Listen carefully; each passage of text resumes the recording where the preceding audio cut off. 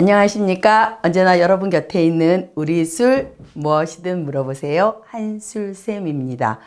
오늘은 이양주 이상의 술을 빚을 때 밑술과 덧술이라는 두 가지 과정을 거치는데 오늘은 밑술에 대한 설명을 좀 해드릴까 해요. 그래서 밑술은 여기 써 있는 그대로 이양주 이상의 술을 빚을 때 가장 기본이 되는 술을 말하는데, 얘는 밑술은 이름은 밑술이지만 술을 만드는 건 아니고요. 술을 만들기 위한 준비 같은 거예요. 그래서 여기서 보시면 가장 중요한 밑술의 목적은 효모 배양이에요. 우리는 원래는 술을 빚는다 그러면 알코올을 만들어야 되잖아요. 이 밑술은 알코올을 만드는 술은 아니고요. 효모를 배양하거나 효모를 좀 양질의 효모를 증식시키는 게 목적입니다. 그런데 우리가 밑술을 만들 땐 어떤 형태가 있을 거 아닙니까? 예전에는 가양주기 때문에 집집마다 어쩌면은 집집마다 그 수만큼의 다양한 밑술의 형태가 있지 않았을까 하는 생각이 들어요.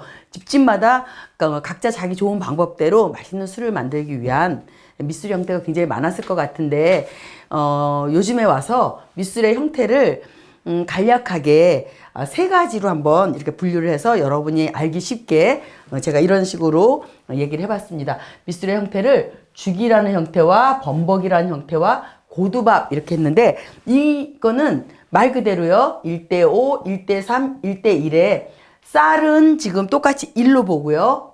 5, 3, 1은 물의 양이에요. 그래서 같은 양의 쌀을 가지고 물량에 따라서 죽의 형태도 생길 수 있고 범벅의 형태가 될 수도 있고 고두밥의 형태에 따라서 이 밑술에 따라서 우리의 술이 얼만큼 좋은 효모를 배양해서 맛있는 알코올을 만들어낼까, 이렇게 하는 건데, 여러분이 저 같은 경우는 선생님이기 때문에 1대1, 1대0.5, 1대3, 1대5 할 수 있는 모든 경우의 수를 저는 밑술을 다 한번 해봤어요. 해서 그 밑술의 형태가 덧술에 어떤 맛이나 향이나 어떤 영향을 미칠까 많이 해봤는데, 여러분들이 그렇게 많은 경우의 수를 다 할 필요는 없고요. 제가 대신 했으니까 이렇게 1대3, 1대1, 1대5 이런 형태로 제가 분류를 해서 여러분한테 간략하게 설명을 해드리는 거예요.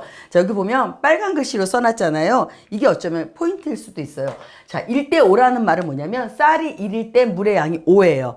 그러니까 저희들 가장 유명한 것도 많을 거예요. 여러분 기억 속에 혹시 빚어보신 분이 있을지 모르지만 석탄주 같은 거 할 때는 1대5로 하는 거예요. 쌀은 1밖에 안 들어가는데 5배의 물이 들어가요. 그러면 먹을 수 있는 것 1밖에 없는데 물량이 5가 됐다는 건 그 당이 부족한 거잖아요. 적잖아요. 그러니까 여기서는 굉장히 빠른 당화. 그러니까 저희가 당화시킬 수 있는 전분의 양이 굉장히 적은 거예요. 그러니까 말 그대로 물량이 너무 많고 쌀량이 적기 때문에 당화가 굉장히 빠르게 진행된다는 거. 그래서 1대5로 하는 건 빠른 술 빚기를 할 수 있다는 말인데, 여기서 거꾸로 이걸 먼저 설명을 여기서 드리고 갈게요. 밑술에 따라서, 밑술인데 어떤 밑술? 1대5, 1대3, 1대1 물량에 따른 밑술에 따라서 가장 중요한 덧술 시기가 달라진다는 거예요. 밑술, 특히 물량에 따라서는 덧술 시기가 달라지는데, 어떻게 달라지냐면 밑술에서 물량이 많아지면 많아질수록 덧술 시기가 어떨 것 같아요?